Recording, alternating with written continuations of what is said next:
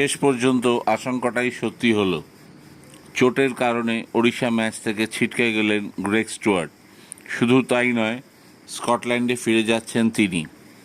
চোট গুরুতর নয়, কিন্তু ঝুঁকি নিতে চান না মোহনবাগান কোচ মলিনা।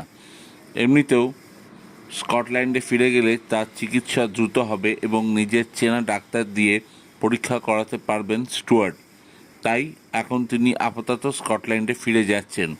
ওড়িশা ম্যাচ এবং তারপর হার্ডলি আরও একটা দুটো ম্যাচ হয়তো খেলতে পারবেন না গ্রেগ, তারপর আবার জয়েন করবেন মোহনবাগানে। এমনিতেও ওড়িশা ম্যাচের পর দীর্ঘ বিরতি আছে, সেই বিরতি কাজে লাগিয়ে ফিট হয়ে উঠবেন স্টুয়ার্ট।